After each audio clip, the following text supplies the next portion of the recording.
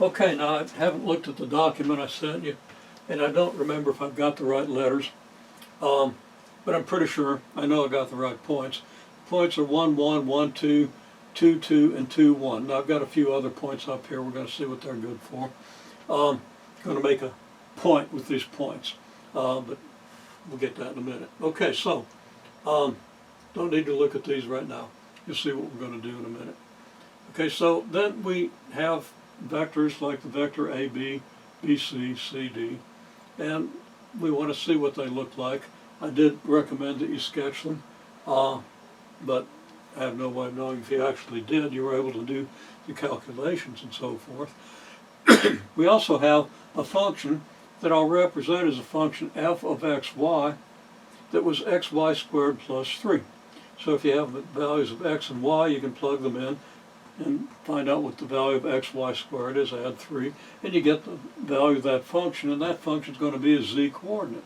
We're going to put that on a xyz coordinate plane, in a coordinate space. So I'm already in the wrong direction with this thing. Chalk had its own mind about where it wanted to go, or maybe my mind wasn't into it. Okay, so here we have the x and the y, which gives you a plane that you kind of visualize as being down here somewhere, and a z axis, and you should be familiar with this from prerequisite courses. Okay? So let's see what we can do with this. First of all, the vector AB goes from A to B, and it can be represented by an arrow from A to B. And we see that AB, the vector AB, which we write with A as AB with an arrow over it, is just the j vector. J vector being a vector of length 1 in the y direction. Didn't label these axes, of course you know what they are, but I'll better label them. I'm after you to label things, so I can do the same. Okay, then we have the vector BC, which is just the I vector. The vector CD, which is negative j, and the vector dA, which is negative I. And we see that these vectors, if they're put head to tail, as they must be if we're going to draw them on this figure, come around back to the original point. And we say that the sum of these vectors, the vector you get if you put these vectors together head to tail, is 0.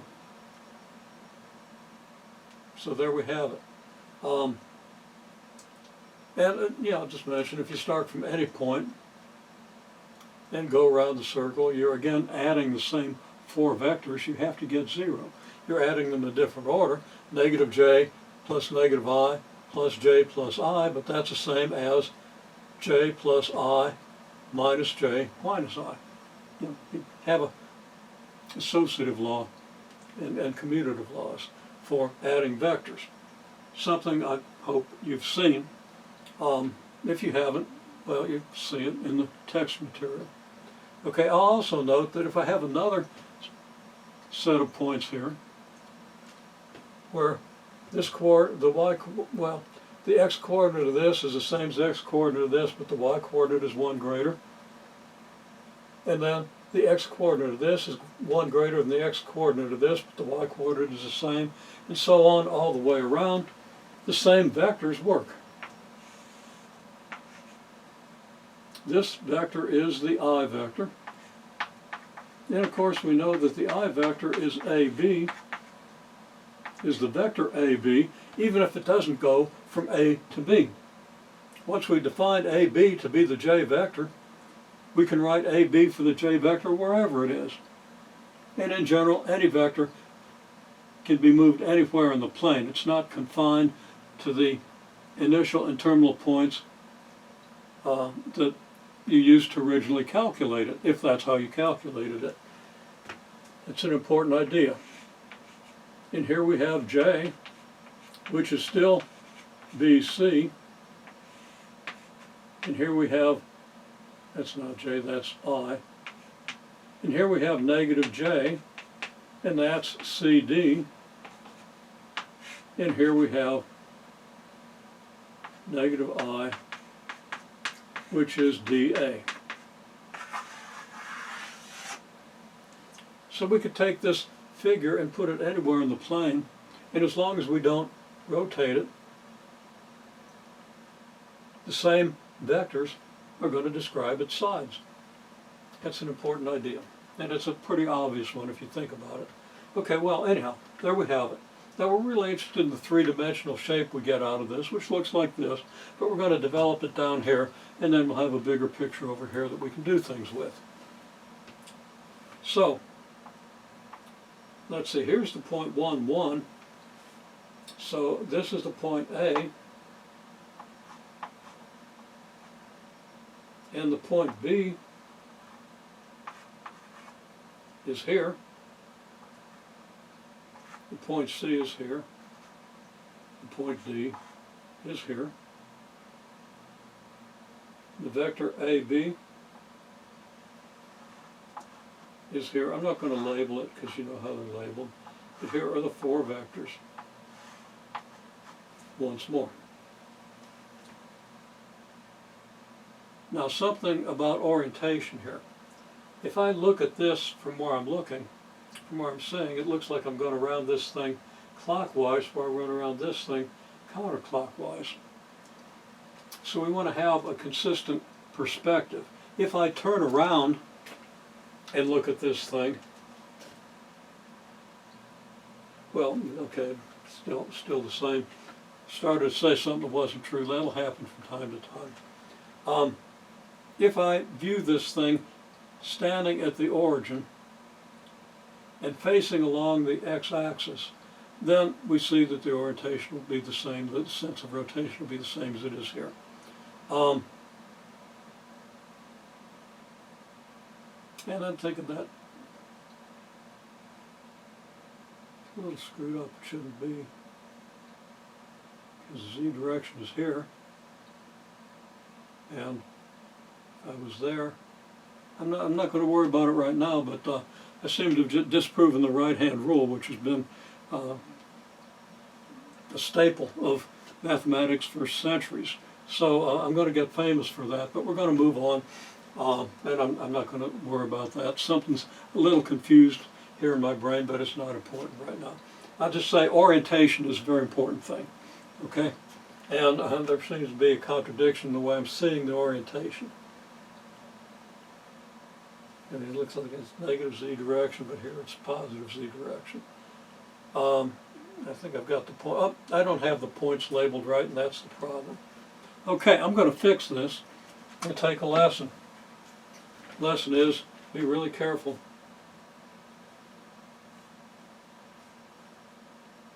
I've got to do all kinds of things here.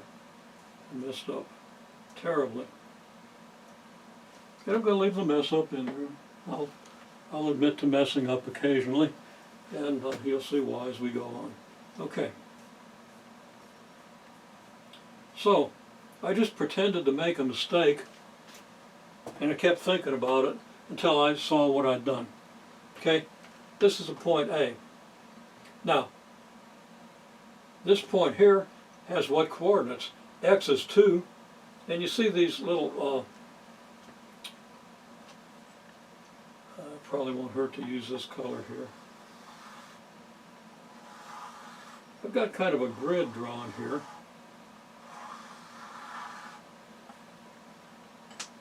Okay, so here's the point A,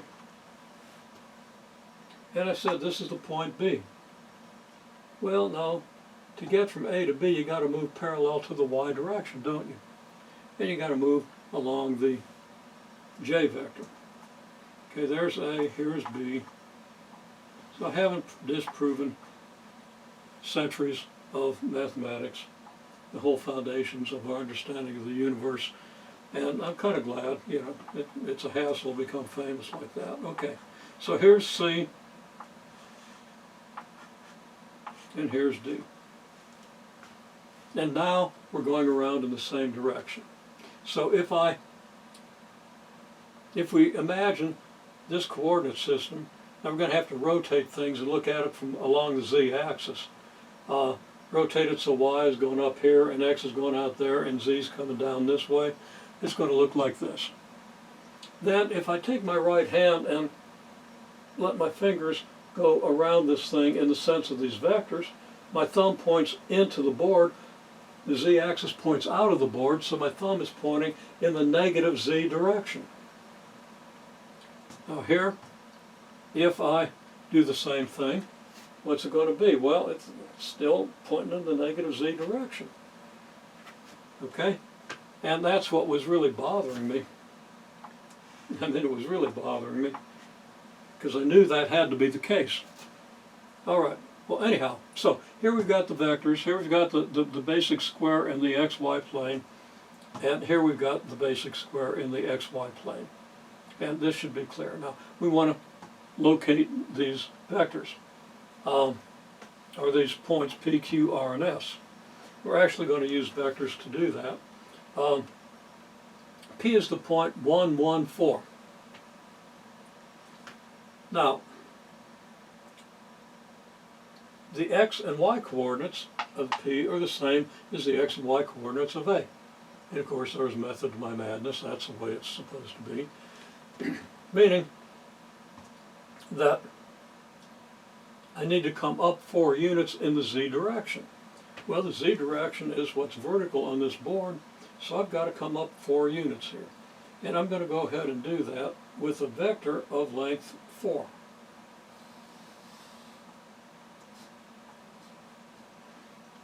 Vector is very handy for locating this point. It shows me that I start at this point, I move 4 units in this direction. Now this vector is the vector 4k.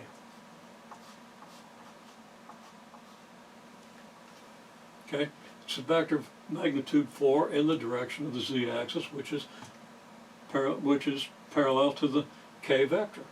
The k being the unit vector, the vector of length 1 in the z direction. So now I've located my point P in this picture. And it's going to get a little messy if I'm not careful. Okay, got to be careful where I label this. So I'm going to put the label for P right here. Okay, then Q is 1, 2, 7. Well, down in the plane we've got the point 1 here and 2 on the y-axis. B is the point 1, 2. And I've got to come up 7 units. Now if this is 4, then 7 is going to be a little bit more than that, quite a bit more than that.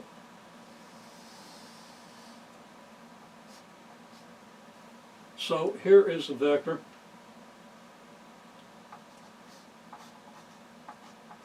(7k). And this is the point then that I've called Q. Okay, so let's see. The vector, this vector can also be called AP. So the vector AP is 4k. And the vector BQ is 7k. Okay? So R is 2, 2, 11, so we start at 2, 2, which is here. 2 on the x-axis, 2 on the y-axis brings us here. We've got to go up 11 units. So this vector is going to be 4 units longer than this vector. Now if it was as long as this vector, well, you know, it starts down here a little bit lower. It'd probably come up to about here. It's got to be 4 units longer, which means it's going to probably be up somewhere around here. Not very straight, but we'll... So this is the point R. Just so we don't confuse Q with R, we'll do a little bit of arrow indicating which is which. And then S, 2, 1, 5. Here's x equals 2, y equals 1. 5 units. It's got to be a little longer than this. So I'm just going to do this. Okay. As long as this, it would be here, so it's going to have to be up about here. And now I find that I labeled AP pretty unfortunately because, so I'm going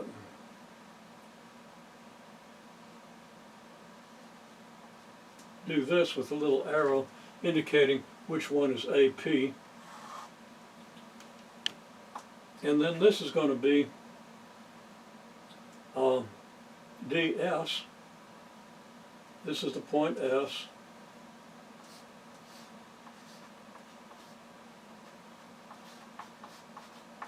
And ds is 5K.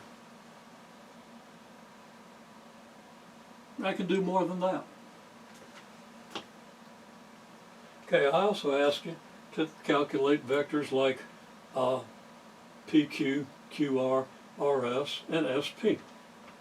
Well, PQ is going to start here and end here. QR is going to do this. RS is going to go from here down to here.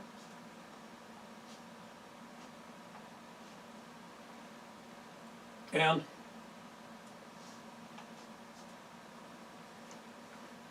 sorry, that's RS. I said RS, didn't I? And then it's that's RD, not RS. My labeling's got me confused. It's right over here. Okay? So you see that I've got something that now if I rotate this thing 180 degrees, it's going to look like this. Okay, now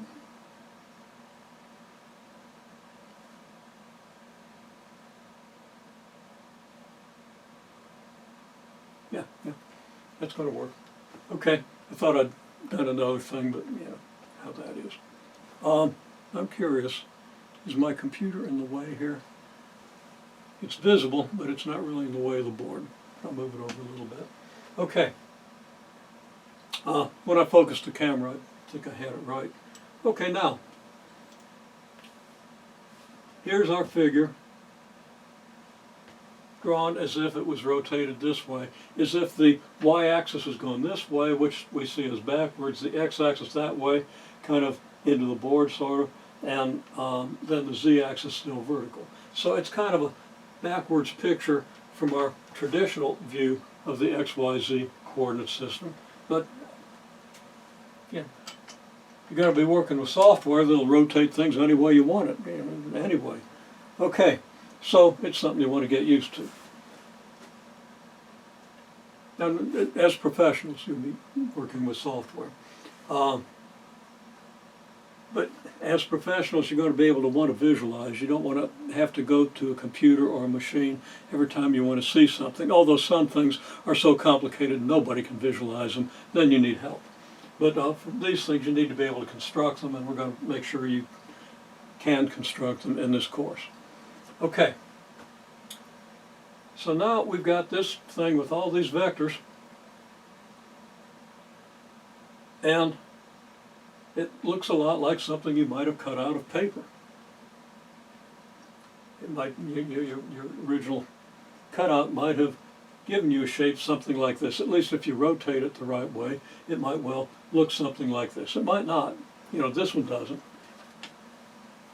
This one kind of has the shape of a crown or something. Okay? And that's also possible. Now, I want to look at what happens on this face here, the face that would be here, the one that involves the points. Well, I guess I'd better, here's A, here's B, here's C, here's D. So here's C, here's D, and what I've done is I've taken this face and I've brought it around here, and here it is. And we see the vector CD, which is here. Well, it's here. It's gone kind of backwards in the way we think. You know, we usually think to the right as positive because we read in that direction. Okay, so there's CD anyway. And the vector RS, okay, from R to S, well, there it is. The vector DS, here it is, DS, and the vector CR right here.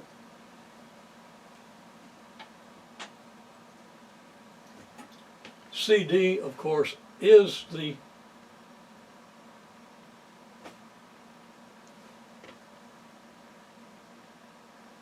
negative j vector.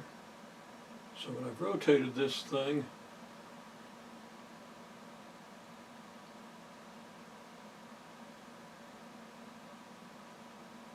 okay,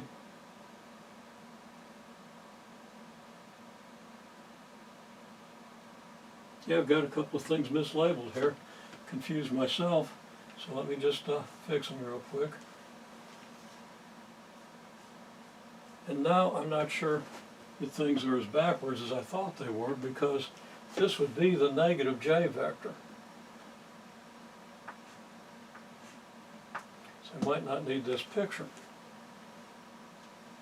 Okay, you got to be careful not to get turned around. And you know, I wasn't. Another way of looking at this, in the original picture, here is C, here's D. Here's the vector CR, this one. Here's the vector DS, this one. So we have this trapezoid just like in the same orientation we have here. So what I was originally going to say, and actually kind of wanted to illustrate, but I'll do that with with something else. If this had been the positive direction as I was visualizing it, then I'd have had to reverse it to see that the slope would be negative. Okay, but the slope of the vector, and I'll label it here just so we can see it. Slope of the vector RS, well, if y is in this direction, then this thing is in the direction where y is to the right, so the slope of the RS vector is going to be positive. Okay, so indeed I don't need this picture, should have never made it.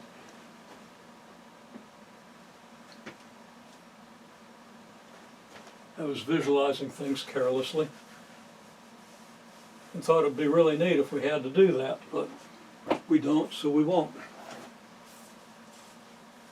I'll probably do a little addendum where I do that with it differently. Okay, so there's a negative j direction, which means that the y direction is this way. So the slope of this thing is positive. So we can calculate the slope very easily. Now, we can calculate it just using the Pythagorean theorem. Well, we don't even need the Pythagorean theorem. All we need is the magnitude. So we just need the sides here. So what we need is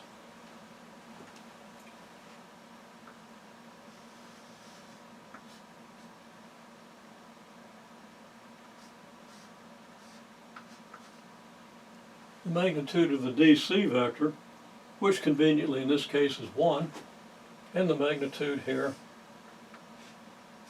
of this vector. Now the problem is, how are we going to calculate this vector? Okay, well, it turns out that this vector is the vector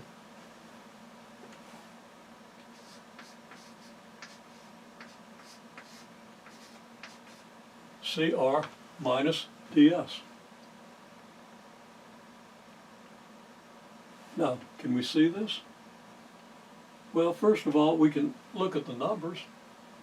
The vector CR is the negative of the vector R. It's not CR, it's CD. I'm looking at symbols here. It's saying things wrong, so it's going to get smudged a little bit, but we're going to get rid of it as best we can. I said CR minus DS, it's CD.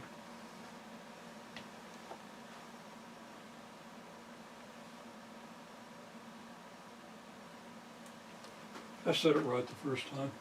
CR minus DS.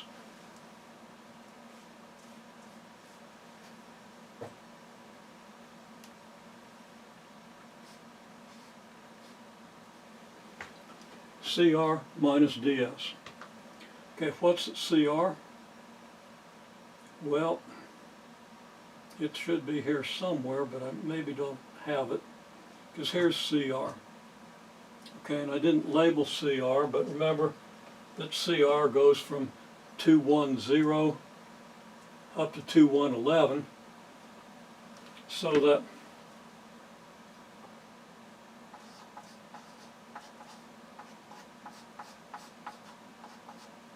CR is 11K, and that's pretty easy to see. This vector has magnitude 11 in the direction K. Okay, so CR is, now I've got another bad thing on the board. I don't have time to do retakes, or I would. I mean, I do have time, but you need me to spend it on other things. Okay, so CR is 11K, and DS is 7K.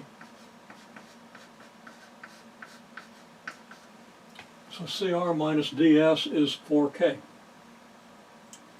Now you can do that just by inspection. You know this thing's 11 units high, you know this thing is 7 units high. So if I'm going from here to here,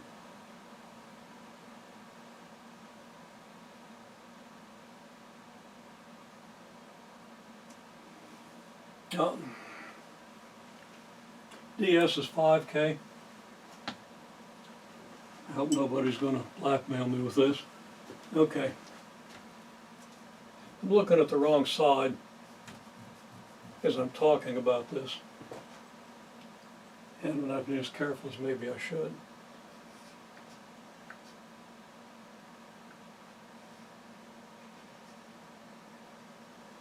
Okay, so that gives us 6K. Again, if we look here, we're at 11 here, we're at height 5 here, 11 here, 5 here. So vector 11K minus the vector 5K. So if we've got these labeled, it's just a matter of writing them down, but we do want to reconcile everything. We want to double check ourselves, because it's real easy to get turned around, as I'm pretending to do. Okay, so CR minus DS is 6K. Okay, well, the rise is the magnitude of CR minus DS. The run is the magnitude of DC. So slope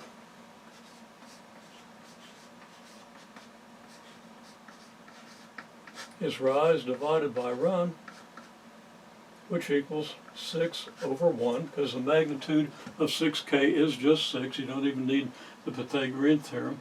And the magnitude of DC is, well, magnitude of J, which is 1. And it's a positive slope. Okay, so there's a calculation of a slope. Now there's much more we can do, and I'll talk about it. Try to keep things straight, but this video has gotten long enough.